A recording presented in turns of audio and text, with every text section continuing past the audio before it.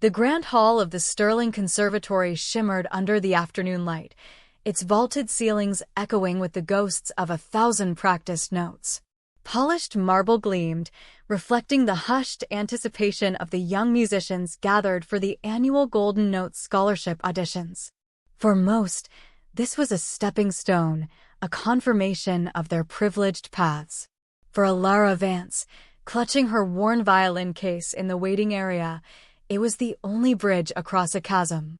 Elara was 22, but her threadbare coat and perpetually anxious eyes made her seem younger, more fragile. Her violin, a family heirloom scarred with years of use, was her sole confidant. She lived in a cramped, cold attic apartment above a bustling market, where the symphony of vendors' cries and distant train whistles wove themselves into the fabric of her original compositions. Her music wasn't classical, not strictly. It was raw, soulful, an intricate tapestry of city sounds and forgotten melodies, born from observation rather than instruction. She called her audition piece City Echoes. When her name was called, Elara's heart hammered against her ribs like a trapped bird. She walked onto the stage, a small, solitary figure against the vastness of the hall. Before her sat the panel of judges, a formidable line of stern faces, dominated by director Silas Thorne. Thorne, a man whose reputation for rigid classicism preceded him, adjusted his silk tie, his gaze sweeping over Elara with a dismissive air that made her shiver despite the warmth of the spotlights. He was known for his sharp tongue and his unwavering belief that true talent was always accompanied by pedigree and polish. Next, Thorne announced, his voice booming slightly in the quiet hall. Elara Vance. Peace? City Echoes, sir, Elara whispered, her voice barely audible. In original composition. A faint sneer touched Thorne's lips. Original, you say? Very well. Let's hear these echoes. Elara closed her eyes for a moment, took a deep breath, and lifted her violin. The first notes were tentative, a hesitant whisper, like the first drops of rain on a quiet street. But then, as her fingers found their rhythm, the music swelled. It wasn't perfect, not technically flawless in the way the conservatory demanded. But it was alive.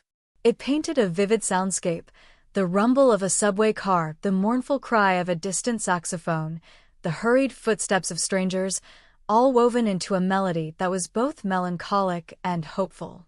Her bow danced, coaxing out sounds that twisted and turned, unexpected harmonies blooming from dissonant beginnings. This was the soul of the city, poured out in a raw, unrefined torrent of sound.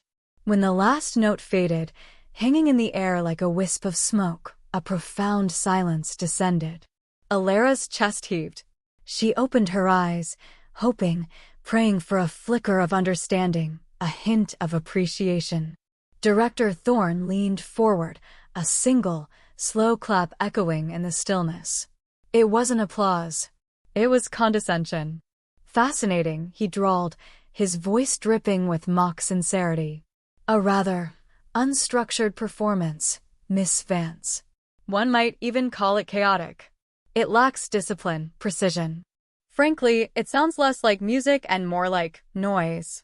The conservatory values refinement, not raw, unpolished sentiment. He gestured vaguely at her worn coat and old violin. Perhaps you'd find a more appreciative audience in the city square, where such unconventional expressions are more readily tolerated. A wave of heat washed over Elara's face, followed by a chilling dread. His words were a physical blow, stripping away her fragile hope, leaving her exposed and humiliated. The other judges remained impassive, their faces carefully neutral, but Elara could feel their silent agreement with Thorne's verdict. Her vision blurred. She lowered her violin, her hands trembling. All her passion, all her struggle, reduced to noise. "Thank you, Miss Vance," Thorne concluded, already shuffling papers, a clear dismissal. "We'll be in touch." Elara turned, her shoulders slumped, the weight of his judgment crushing her. She wanted to disappear, to vanish into the marble floor. This was it. The end of her dream. She took a step, then another, the grand hall suddenly feeling like a cage. But just as she reached the edge of the stage, a single, sharp clap, clear and resonant, cut through the air, distinct from Thorne's mocking gesture. It came from the shadowed private box on the upper balcony, a space usually reserved for silent, anonymous patrons. Director Thorne looked up, startled, his practiced smile faltering. "Excuse me," he muttered, squinting into the dimness. From the shadows, a figure slowly emerged. An older man, his silver hair swept back from a face etched with a lifetime of intense thought and emotion. He wore a simple, dark suit, but his presence commanded the room, silencing even Thorne's self-assured bluster. It was Maestro Alastair Finch, the reclusive, legendary composer, a man whose genius had reshaped the very landscape of modern classical music, and who rarely, if ever, appeared in public. Thorne's face went ashen. He had been told a special guest might be present, but certainly not the maestro. Finch stepped to the railing, his gaze fixed on Elara, who stood frozen, her heart now thrumming with a different kind of fear. Unstructured. Finch's voice, though quiet, resonated with an authority that dwarfed Thorne's bombast. "Mr. Thorne, I believe you mistake originality for lack of structure. This young woman," he paused, his eyes piercing, "has just performed one of the most profound and emotionally intricate pieces I have heard in decades." Thorne sputtered, "Maestro Finch. I wasn't aware you were present. With all due respect, the Golden Note Scholarship seeks to cultivate traditional excellence." Finch chuckled, a dry, almost cynical sound. Traditional excellence, director, often becomes a cage for true artistry. Miss Vance's City Echoes is not noise. It is the raw, beating heart of our modern world, translated into a language few dare to speak. It is the very essence of what music should be, a mirror, a voice, a revelation. He then looked directly at Elara, his eyes suddenly soft. "Miss Vance, your music is a rare gift. It speaks to the soul, not just the ear. I find myself deeply moved." He paused, then his voice hardened as he turned back to the flustered Thorne. "The Sterling Conservatory's Golden Note Scholarship is, regrettably, too small a stage for such talent. Therefore, I am extending a personal invitation to Miss Vance. She will join my private master class, the first student I have taken in 15 years. I will personally oversee her training, and she will receive a full scholarship, funded entirely by me, to complete her studies at any institution she chooses, should she still desire formal training after our work together." The words hung in the air, a thunderclap of destiny. Thorne stood speechless, his face a mask of disbelief and utter humiliation. His authority, his carefully constructed world of musical dogma, had just been publicly and unequivocally dismantled by the very legend he secretly envied. The other judges shifted uncomfortably, avoiding eye contact with their disgraced director. Elara felt a strange lightness, as if the weight of the world had lifted from her shoulders. Tears welled in her eyes, but these were tears of overwhelming relief and burgeoning hope. She could only nod, unable to speak, her gaze fixed on the maestro, who had seen not her poverty or her shyness, but the truth of her music.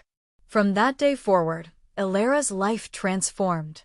Under Maestro Finch's tutelage, her unique style flourished, gaining precision without losing its raw emotional power. Her compositions, once dismissed as noise, became celebrated for their innovative spirit and profound resonance. Director Thorne's reputation, however, never recovered. His rigid, narrow-minded judgments were forever associated with his public gaffe, and the conservatory, under new leadership, began to embrace a broader, more inclusive definition of musical excellence. A year later, Elara stood on a different stage, this one bathed in the warm glow of a sold-out concert hall. Her worn violin, now polished and cherished, sang City Echoes to a rapt audience. Maestro Finch, his eyes twinkling, watched from the front row, a proud, quiet smile on his face. In the back, tucked away in the shadows, sat a humbled Silas Thorne, now just another attendee, listening to the very music he had once so arrogantly dismissed. As the final notes faded, a wave of thunderous applause erupted.